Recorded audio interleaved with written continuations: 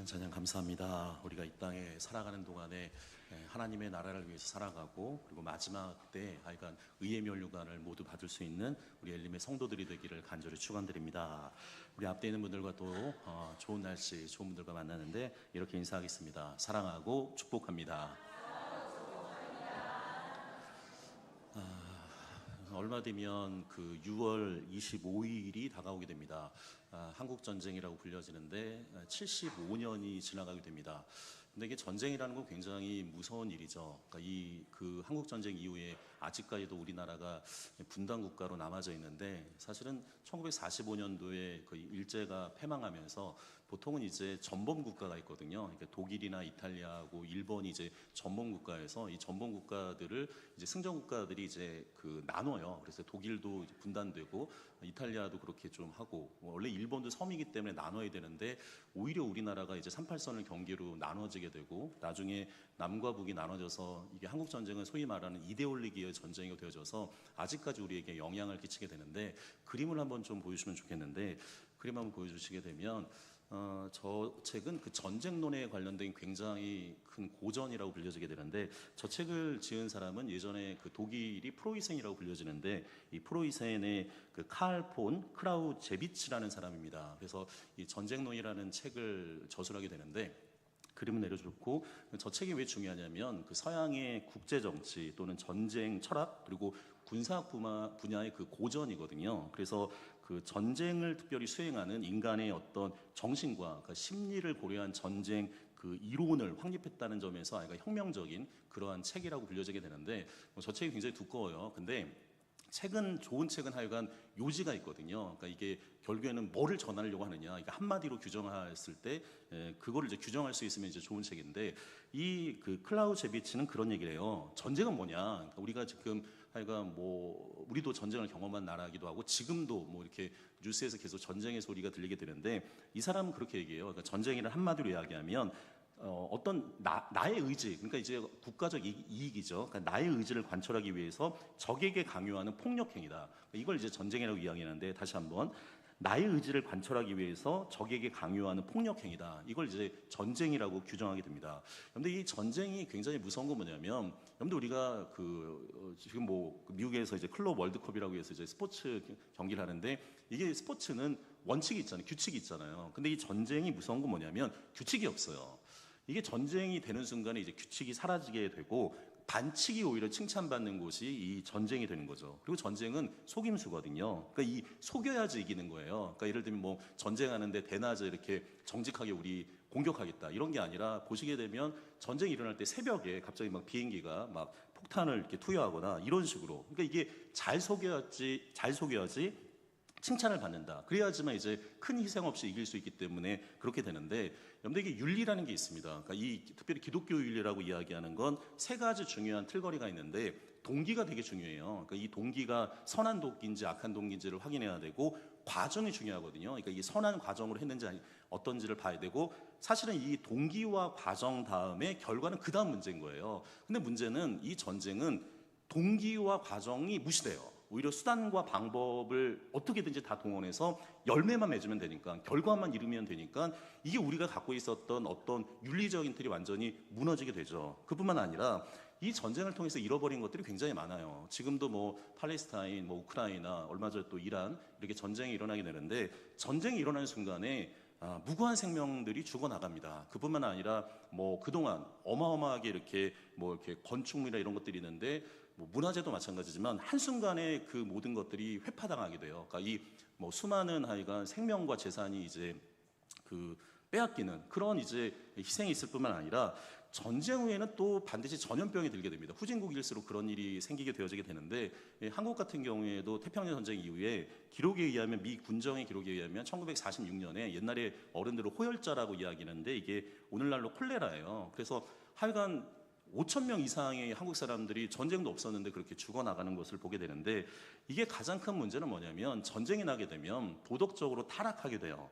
아까 전에 얘기한 것처럼 가치관이 무너지는 거죠. 이게 동기와 과정이 중요한 게 아니라 결과만 있으면 되게 되니까, 이게 뭐 윤리가 뭐가 필요하겠어요. 도덕도 필요하지 않게 되죠. 전쟁 중에서 도둑질하는 거 죄 아닙니다. 오히려 그 속임수로 오히려 내가 성공하는 거, 오히려 이 어려운 시대에 내가 잘 먹고 잘 사는 게 낫다. 사람들이 그런 사고방식을 가지고 살아가게 돼요. 여러분들, 그래서 이 사회학에서 이런 현상을 아마 시험도 봤는데 이게 아노미 현상이라고 하거든요. 이게 가치가 이제 붕괴되는 거죠. 근데 문제는 뭐냐면 결국에는 나중에 이 사회가 다시금 정상적인 걸로 돌아오려고 하면 최소한 보통 이제 30년을 한 세대라고 이야기하는데 40년 이상이 걸려요. 그러니까 그만큼 전쟁 이후에 폭풍들이 굉장히 많은 거죠. 그런데 오늘 말씀 보시게 되면 저희가 이제 한 권씩 말씀 보기 때문에 이사야서를 보게 되는데 오늘도 이제 전쟁 이야기예요. 그러니까 이 아수르란 나라가 이제 남유다를 침공해서 전쟁이 일어나게 되는데 이 본문은 굉장히 중요한 본문입니다. 왜냐하면 성경에 보게 되면 보통 이제 3이라는 숫자는 완전수가 되는데 성경에 3번이나 기록이 돼요. 그래서 이 열왕기하 18장에서 19장 거기서 이제 본문이 나오게 되고 역대하 32장에 나와요. 그리고 오늘 본문 이사야서 이제 36장, 37장에 나오게 되는데 그만큼 이 본문이 이제 중요한 본문이에요. 이스라엘은 사사시대를 거친 다음에 사울이 초대왕으로 있다가 다윗 때 최고의 전성기를 구가하죠. 그러다가 솔로몬 때 이게 솔로몬이 아버지 다윗을 잘 이어가면 좋은데 전반부는 잘했는데 후반부는 좀 못했거든요. 나중에 이제 르호보암 때 나라가 이제 북이스라엘 남유다로 갈라지게 되는데 이 북이스라엘 기원전 722년에 아시리아한테 멸망을 당해요. 이 아시리아예요. 그러니까 이 아시리아가 북이스라엘 멸망한 다음에 이 남유다하고 이제 국경이 인접하게 되죠. 그러니까 이 당시 아수르가 고대 근동의 최강자이기 때문에 이제 호시탐탐 유다를 이제 노리는 거죠. 그러면서 이제 공격해 오게 됩니다. 그러면서 많은 유다 성읍을 이제 침탈하게 되고 특별히 이제 남유다 옆에 이집트가 있는데 이 이집트가 이렇게 위에 나라들이 움직이면 이쪽이랑 이게 전략적인 제휴를 맺게 되는데 이 라기스에서 이집트 원군을 이제 차단한 상태예요. 그러면서 이 아수르 왕인 사넴립이 이제 랍사게라는 신하를 이제 유다, 특별히 이제 히스기야 때인데 조롱을 하면서 오늘 본문 배경은 그런 거예요. 지금 너희들 하나님 백성이라고 하는데 뭐냐? 니네 신앙 뭐 좋냐? 그리고 니네 믿는 건 뭐냐? 이런 식으로 이제 조롱하는 게 오늘 본문의 배경이 되어지게 되는데 자, 말씀을 좀 본문을 통해서 같이 확인해 보려고 하는데 우리 1절에 있는 말씀 같이 한 목소리 읽겠습니다. 히스기야 왕이 듣고 자기의 옷을 찢고 굵은 베옷을 입고 여호와의 전으로 갔고. 자, 보시게 되면 오늘 중요한 사람이 하나 등장하는데 히스기야라는 왕이 등장해요. 보면 이제 북이스라엘 같은 경우에는 선한 왕이 없고 쿠데타만 일어나다가 결국엔 아수르한테 멸망하게 되는데 남유다 같은 경우에는 다윗의 혈통으로 이어진 왕가거든요. 특별히 여기에 선한 왕이 몇 명 있어요. 근데 그 중에 히스기야는 굉장히 유명한 선한 왕이 되어지게 되는데 이 히스기야가 왕이 된 다음에 이스라엘 백성들이 우상을 섬기고 있을 때 이 우상을 철폐할 뿐만 아니라 종교개혁을 일으킬 만큼 선한 왕이에요. 그뿐만 아니라 우리가 이제 성경 보면 히스기야의 기도라고 얘기할 정도로 히스기야가 하나님 앞에 기도했던 사람이거든요. 자, 근데 오늘 성경 보시게 되면 여러분들 이게 하나님 앞에 선하고 기도하는 왕이면 시련이 와야 돼요, 안 와야 돼요? 우리 생각으로는 우리 인과론적인 사고방식으로 보면 시련이 안 와야 되죠. 여러분, 근데 오늘 본문을 잘 보시게 되면 믿음의 사람들에게도 분명히 절망적인 상황이 올 수가 있어요. 여러분들, 우리가 하나님을 잘 믿는다고 이야기하지만 여러분들 인생이라는 게 녹록하지 않거든요. 때로는 알지 못하는 여러 가지 어려운 상황이 올 수 있다는 거예요. 오늘도 말씀 보시게 되면 이 하나님만을 의지했던 히스기야, 특별히 이 거룩한 성 예루살렘에게도 전쟁이라는 아주 고통스러운 고난과 핍박의 사건이 다가오게 됩니다. 자, 그러면서 오늘 성경 보면 이 히스기야가 오늘 제가 성경 읽을 때 좀 강조해서 읽었는데 동사를 잘 봐요. 동사를 잘 보게 되면 1절에 듣고, 찢고, 입고, 갖고라는 말이 나와요. 이게 무슨 뜻이냐면 처음 잘 보세요. 들었다. 그런데 이게 뭐를 들었냐면 이 압살롬 왕의 이 부하였던 이 랍사게가 이제 이야기하는 거죠.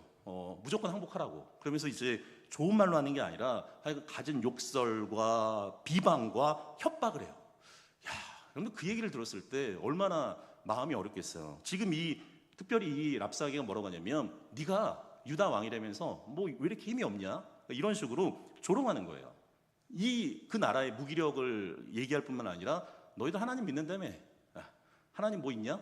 그러니까 우리가 세상을 살아가면서 그리스도인을 살아가는데 때로는 세상 사람들이 이렇게 비방하고 조롱하고 욕설을 베풀 때가 있어요. 얼마나 마음이 어렵겠어요. 자, 그때 오늘 성경 보시게 되면 그래서 오늘 성경 보면 옷을 찢었다. 그리고 굵은 배의 옷을 입었다고 이야기하는 건 극도의 슬픔을 얘기하는 거예요. 그러니까 구약 성경의 관용적인 표현이 되어지게 되는데 지금 히스기야가 너무너무 답답한 거죠. 유일하신 하나님, 그리고 나를 지금까지 인도하신 그 하나님을 모욕하는 거예요.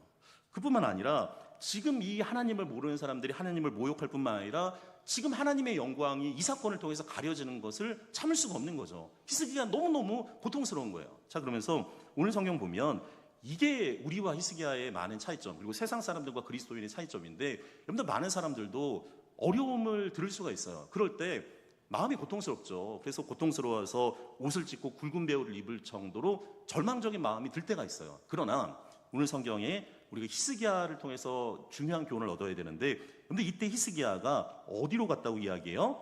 여호와의 전으로 갔고. 근데 이게 중요한 거예요. 근데 이사야서인데, 이사야는 이 성전을 한마디로 뭐라고 하냐면 만민이 기도하는 집이라고 이야기해요. 그러니까 이 히스기야가 이 어려운 절망적인 상태에서 세상 사람들처럼 거기에서 그냥 머물러 있는 게 아니라 어떻게 하냐면 하나님의 전으로 가는 거예요.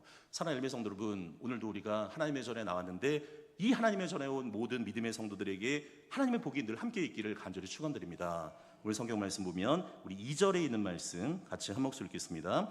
왕궁 맡은 자 엘리야김과 서기관 셈나와 제사장 중 어른들도 굵은 베옷을 입으니라. 왕이 그들을 아모스의 아들 선지자 이사야에게로 보내매. 자, 여기 보면 그 어려운 상황 속에서도 이 따스함이 느껴지는 오늘 구절이 되는데, 성경을 잘 보세요. 보시게 되면 여호와의 전에 갔는데, 자, 거기에서 사람들을 만나게 됩니다. 왕궁 맡은 자 엘리야김도 있고 서기관 셈나도 있고 제사장 중에 어른들도 있다고 이야기해요. 그런데 우리가 그런 경험이 있잖아요. 우리가 뭔가 기쁜 이야기를 서로가 나눴을 때 그 기쁨을 나누게 되면 2배가 되지만, 우리가 슬픔이 있었을 때 그걸 나누면 반이 된다고 이야기하잖아요. 마찬가지로 함께 이렇게 그 공감하는 사람이 있다는 게 굉장히 의미가 있는 거죠.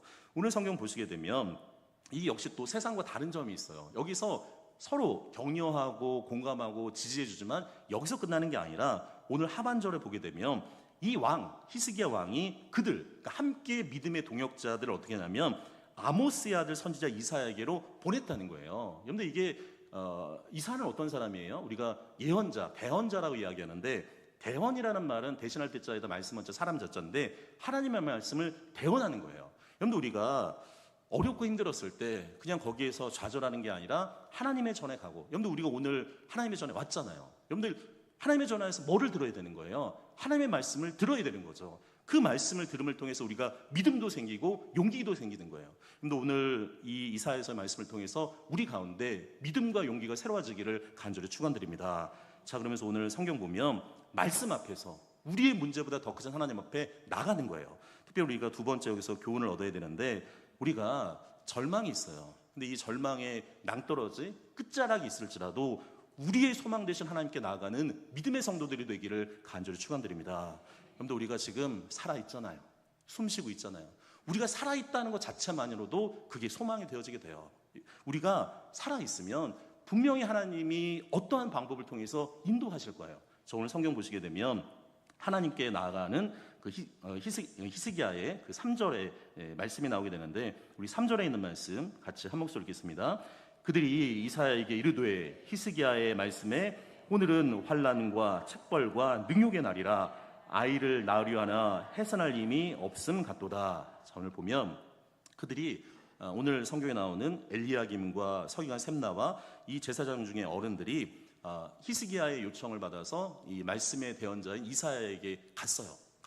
가서 뭐라고 얘기하냐면 지금 왕이 이 이야기를 전달해 달라고 이야기합니다. 뭐라고 얘기하냐면 오늘은 환난과 책벌과 능욕의 날이라고 이야기해요. 그런데 이게 우리한테도 굉장히 중요한 이야기인데, 근데 우리가 기도할 때 척하는 기도하면 안 돼요. 마치 내가 문제가 없는 척. 여러분들 그렇게 기도하는 게 아니라 내가 힘들고 어려우면 있는 모습 그대로 하나님 앞에 가져 나가야 되는 거죠. 여러분들 우리가 시편 150편 전체를 보게 되면 거기에 이 다윗의 많은 시편의 기도가 있는데, 우리가 다윗의 기도를 배울 필요가 있는데, 여러분들 이게 저도 그 새벽 기도회 때 우리가 시편 150편 다 강의를 했지만, 야, 이게 놀라운 게 뭐냐면 이게 다윗은요, 야, 이게 성경에 이런 말을 해도 되나? 굉장히 거친 말, 러프한 말들이 굉장히 많아요. 그러니까 이게 다윗이 너무 힘들고 어려우니까 하나님 앞에 자신이 있는 감정을 토로하거든요. 그렇지 않겠어요? 그런데 이게 본인이 최선을 다해서 인생을 살아갔는데 갑자기 사울이 본인을 죽이려고 하고 오랜 기간 동안 하여간 고난받기도 하고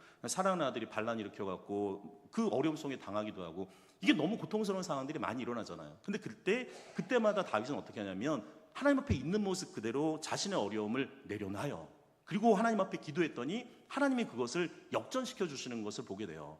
사랑하는 엘메 성도님들, 혹시 힘들고 어렵다면 여러분 그 마음을 있는 모습 그대로 하나님 앞에 가져가기를 간절히 소망합니다. 하나님, 제가 이것 때문에 너무 고통스럽습니다.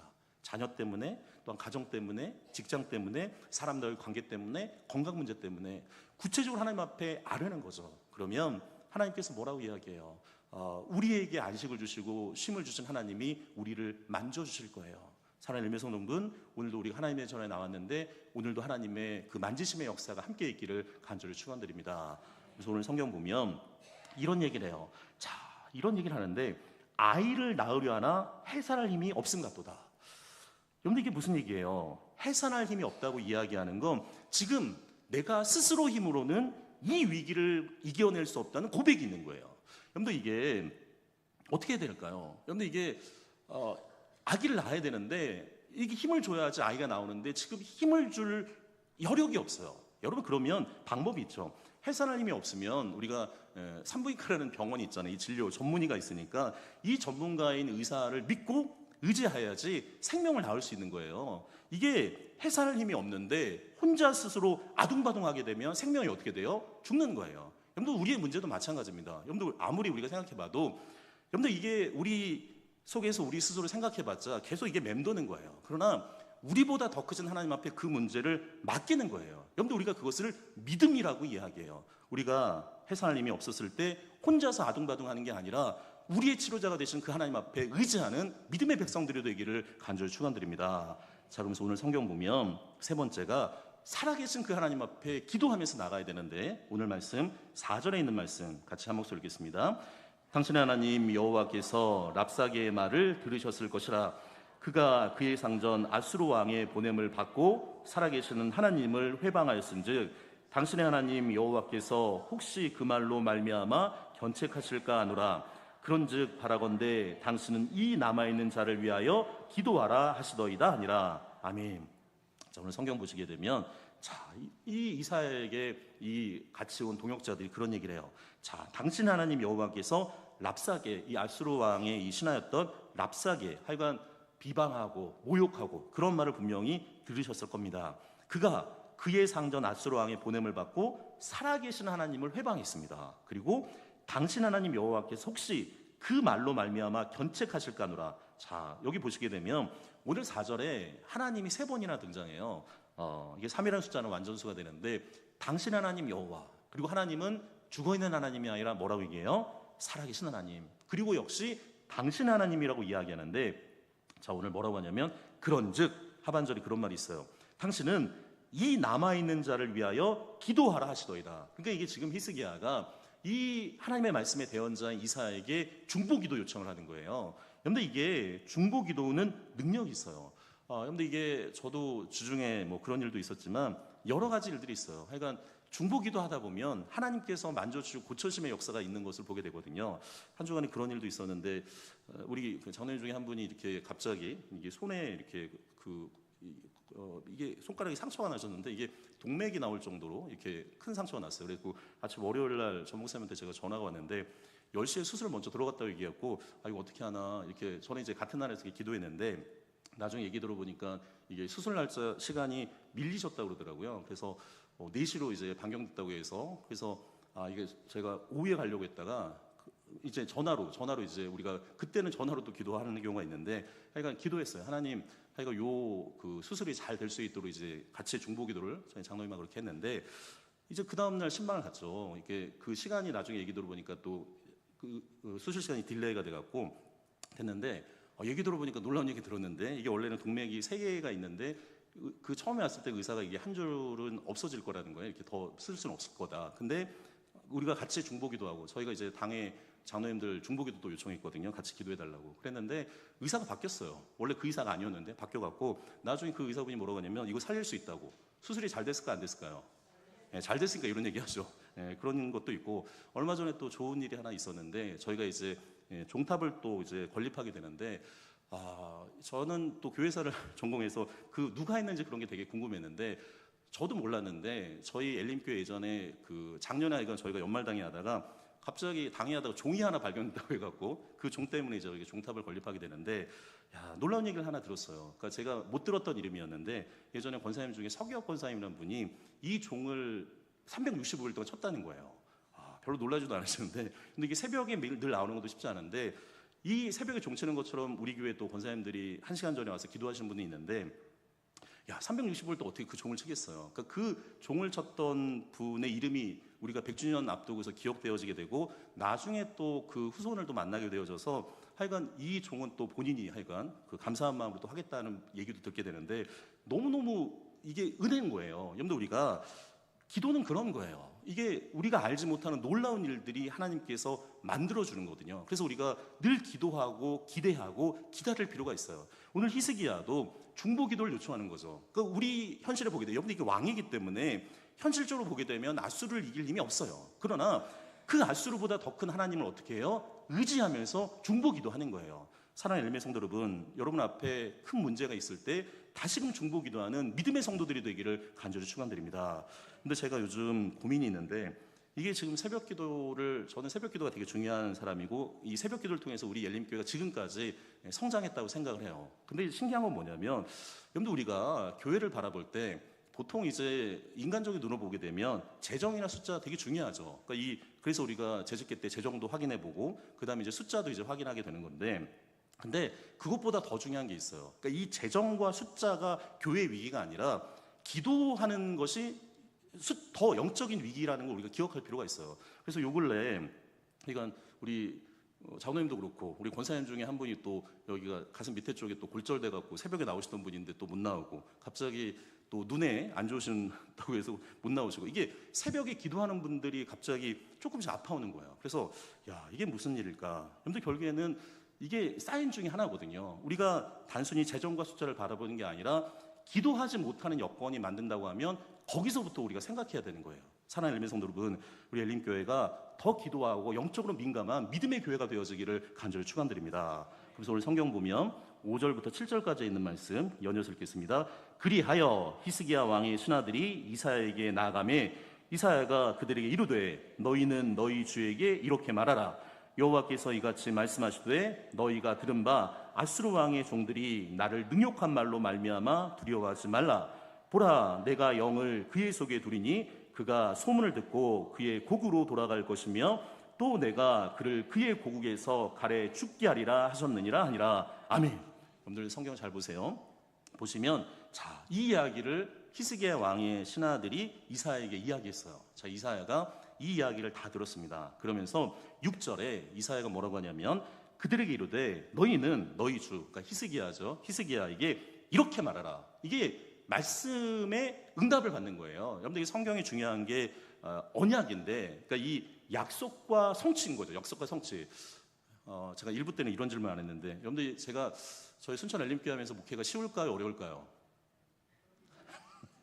갑자기 이런 질문을 갑자기 느닷없이 이러는데, 여러분들, 이게 쉬울 수도 있고 어려울 수도 있는데, 여러분들, 오늘 말씀에 근거하면 이 말씀을 의지하면 쉬워요. 왜냐하면 여러분들, 우리가 하나님의 말씀을 듣고 하나님의 말씀에 응답받으면 그건 복이에요.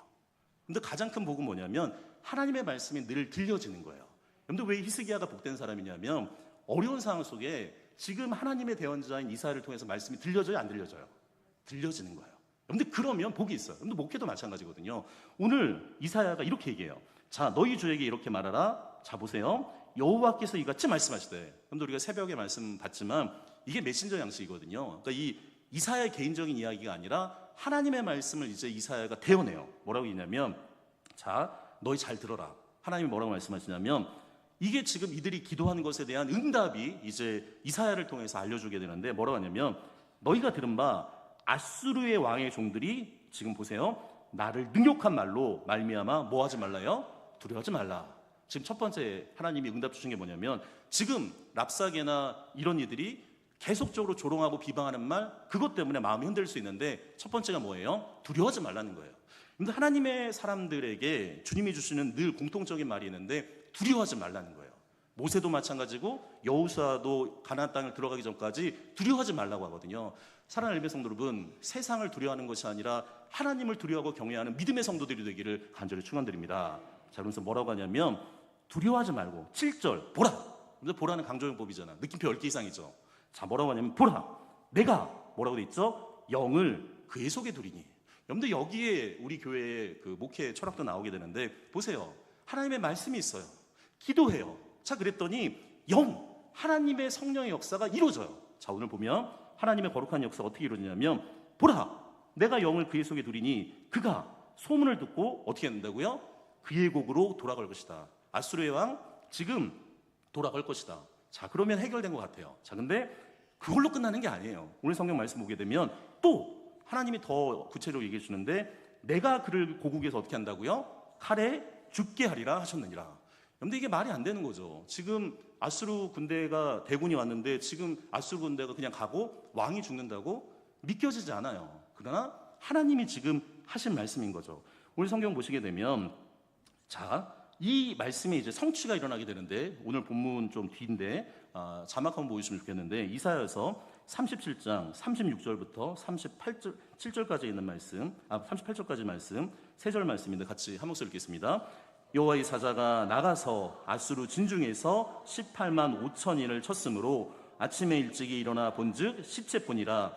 이에 아수르의 사네님 왕이 떠나 돌아가서 니느웨에 거주하더니 자기 신 니스록의 신전에서 경배할 때에 그의 아들 아드람 멜렉과 사레색이 그를 칼로 죽이고 아라랏 땅으로 도망하였으므로 그의 아들 엘살하돈이 이어 왕이 되느니라. 아멘.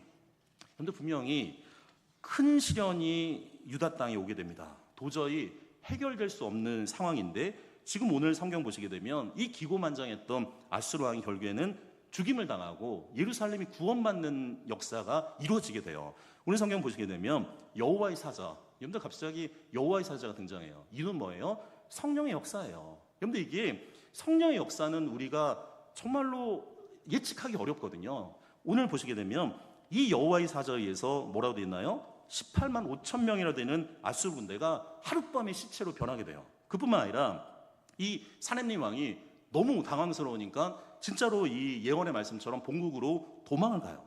근데 도망을 가는데 자신의 신을 믿는 니스록 신전으로 가서 이 사람이 아마 지금 대군대가 죽었으니까 본인도 살려달라고 얘기했겠죠. 그러면서 우상 숭배를 했는데 이 마지막은 어떻게 돼요? 오히려 그의 아들들의 칼로 비참한 최후를 맞이하게 되는데, 여러분들 이거 해석을 잘해야 되는데 굉장히 아이러니한 사건이에요. 잘 보시게 되면 여러분들 히스기야 역시 누구의 전으로 가요? 만민이 기도하는 여호와의 전으로 들어가요.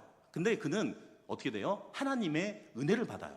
근데 오늘 성경 보시게 되면 사렙닌 왕은, 이 우상 숭배를 했던 사렙닌 왕은 안전하다고 생각하는 고향으로 가요. 그리고 안전하다고 생각하는 본인이 믿는 신인 니스록 신전으로 가요. 그리고 여러분 가장 안전한 게 누구예요? 가족이잖아요. 가장 안전하다고 생각했던 자기 아들들한테 어떤 일을 당하게 되죠? 살해를 당해요. 그런데 이게 아수르 왕은 하나님께서 자신을 막지 못할 거라고 교만하게 큰 소리 외쳤지만 하나님은 그의 마음을 주관할 뿐만 아니라 그의 나라와 역사를 주관해요. 여러분들 그래서 하나님을 뭐라고 하냐면 역사의 주관자이자 진행자라고 얘기하는 거예요. 자, 왜 이것이 가능했느냐? 오늘 이사야서 37장 21절에 있는 말씀 자막 나와 있으면 같이 한 목소리 읽겠습니다. 아모스의 아들 이사야가 사람을 보내어 히스기야에게 이르되 이스라엘 하나님 여호와께서 말씀하시되 내가 아수르의 사렙님 왕의 일로 내게 기도하였도다 하시고. 아멘. 근데 결론이 나오잖아요. 왜 이런 일이 벌어졌느냐? 뭐라고 얘기해요? 네가 아수르 사렙님 왕의 일에 대해서 하나님께 어떻게 했다고요? 기도했다는 거예요. 근데 제가 몇 번이 강조하지만 까먹으니까 하여간 수천 번 해야 될 것 같기도 한데, 자, 저랑 한번 아동부처럼 한번 따라해보겠습니다. 동그라미, 세모, X, 점점점, 하트. 여러분들 유치해제 잘 기억해요. 유치해제 잘 기억하는데, 여러분들 오늘 성경 보면 기도를 통해서 응답을 받아요. 여러분들 응답은 하나만 있는 게 아니에요. 그러니까 응답은 내가 원하는 대로 받는 것만 응답이 아니라, 응답이라는 건 하나님의 뜻과 하나님의 시간을 생각해야 돼요. 여러분들 이게 아까 제가 동그라미 얘기했지만 이 동그라미는 즉시 응답이에요. 하나님 정말로 간절한 기도가 있었을 때 하나님의 때와 시간이면 즉시 응답을 주시는 거죠. 그리고 세모는 기다리는 거예요. 하나님의 뜻이 맞지만 기다림이 필요하다고 한다면 기다림의 시간이 또 필요해요. 근데 X는 아니다도 응답이에요. 여러분, 우리가 대부분 많이 기도하는 게 하나님의 뜻을 구하기보다는 내 욕심을 하나님 앞에 구할 때가 많거든요. 그리고 하나님이 내 욕심에 이끌려서 이거 맞춰줘야 된다고. 여러분, 그 기도는 안 되는 게 오히려 우리의 신앙을 위해서 덕이 돼요. 그리고 점점점이 있어요. 이거는 많이 기도하신 분들이 이해를 하는데, 여러분, 이게 어두운 터널을 지나가다 보면 이게 계속 오래 기도하는데도 불구하고 응답이 없을 때가 있어요. 그러나 여러분들 기억해야 될 게, 어두운 터널을 지나가더라도 차는 가고 있는 거거든요. 언젠가는 그 터널을 지나갈 거예요. 특별히 가족 구원이나 그리고 우리가 오랫동안 기도했던 것들이 그 응답이 안 될 때가 있거든요. 그럴 때 성경은 뭐라고 하냐면 항상 기도하고 낭망치 말라고 얘기해요. 그리고 마지막 제가 하트를 얘기했는데 이건 더 좋은 응답이에요. 그런데 이게 히스기야는 지금 이 어려운 상황 속에서 나라를 그냥 구해달라기만 했어요. 근데 오히려 하나님은 어떻게 해요? 그 이상의 응답을 주시는 것을 보게 되어지게 돼요. 사랑하는 성도 여러분, 우리가 이 기도의 응답을 받는 믿음의 성도들이 되기를 간절히 축원드립니다. 오늘 말씀 보시게 되면 이게 지금 하나님이 기도한 인상으로 더 큰 응답을 주세요. 그러면서 하여간 겸손하게 하나님의 뜻대로 기도하는 믿음의 백성들에게 그 이상의 응답을 주시는 것을 보게 돼요. 자, 오늘 결론적인 말씀인데 제가 오늘 여기서 설교 제목 따왔는데 이사야서 37장 32절에 있는 말씀, 이건 저의 하여간 목회뿐만 아니라 신앙의 고백이기도 한데 우리 이 말씀 같이 한 목소리 읽겠습니다. 이는 남은 자가 예루살렘에서 나오며 피하는 자가 시온산에서 나올 것임이라. 만군의 여호와의 열심히 이를 이루시리라. 아멘. 오늘 여러분 성경에 뭐라고 하냐면 남은 자가 있어요. 남은 자. 그리고 그 남은 자가 예루살렘에서 나오고 피하는 자가 시온산에서 나온다고 이야기하는데, 이건 그런 거죠. 그러니까 세상의 많은 사람들하고 똑같이 방식으로 살아가는 게 아니라 그럼에도 불구하고 나는 하나님의 말씀과 기도 가운데 살아가겠다. 그런데 이 사람들을 우리가 남은 자라고 이야기해요. 오늘 성경에 뭐라고 하냐면 만군의 여호와 열심히 어떻게 한다고요? 이루실 거라고 얘기해요. 자, 그래서 여호와의 열심, 하나님의 열심이라고 오늘 설교 제목을 정했는데 정말로 그래요. 제가 신앙의 고백을 할 수가 있는데 어떤 목회를 하든지 일을 할 때 나중에 제가 하나님 앞에 영광 돌릴 때 뭐라고 고백하냐면 하나님의 열심이 이것을 이뤘다고 고백을 하게 되는데, 여러분들 우리가 우리의 잘못된 열심이 있어요. 그러니까 이게 속도보다 중요한 건 방향인데 잘못된 열심을 가지고 살면요 이상하게 내 몸과 남의 마음을 상하게 만들어요. 그러나 하나님의 열심은 그 일을 반드시 이루게 되는 것을 보게 돼요. 사랑하는 엘림의 성도 여러분, 우리 엘림교회가 하나님의 열심이 있는 교회가 되어지기를 간절히 축원드립니다. 절망의 끝자리에 있을지라도 여러분 다시 한번 말씀의 자리, 그리고 다시 한번 기도의 자리로 나가게 되면 성령의 거룩한 역사를 통해서 하나님의 열심이 우리에게 더 좋은 응답을 주실 거예요. 근데 그 믿음 가운데 우리가 살아가는 귀한 엘림의 성도들이 되기를 간절히 축원드립니다.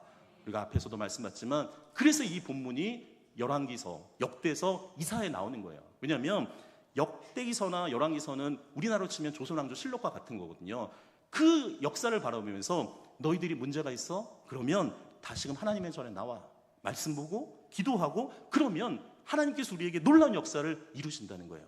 여러분, 그 역사가 우리의 삶 가운데, 가정 가운데, 교회 가운데, 이 땅 가운데 이루어지기를 간절히 축원드립니다.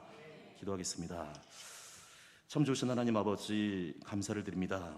도저히 감당할 수 없는 그 절망의 순간에도 주님, 우리에게 소망이 있습니다. 앞뒤 전후가 막혀져 있을 때 땅을 보며 한숨 쉬는 인생이 되지 않게 하시고 주님, 우리의 눈을 들어 하늘을 바라보는 믿음의 인생이 될 수 있도록 인도하여 주옵소서.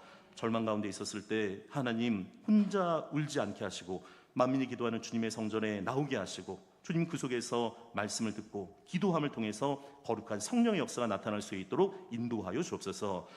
여호와의 열심히 이를 이루신다고 하셨습니다. 하나님 아버지, 하나님의 열심히 우리의 삶을 인도하여 주시고 특별히 절망의 끝자락에서 낭망하거나 포기하지 않게 하시고 오직 영원한 소망이신 주만을 바라보는 믿음의 성도들이 될 수 있도록 인도하여 주옵소서. 예수 그리스도 이름으로 기도드리옵나이다. 아멘. 이제는 우리 주 예수 그리스도의 은혜와 하나님의 그 크신 사랑하심과 성령 하나님의 인도하심이 절망의 상황 속에서도 우리의 소망 되시는 하나님 앞에 늘 말씀을 보며 기도하며 하나님의 열심을 의지하며 살아가기를 원하는 우리 사랑하는 엘림의 성도들과 이 나라 이 민족 위에 이제로부터 영원토록 함께 있기를 간절히 축원드리옵나이다. 아멘.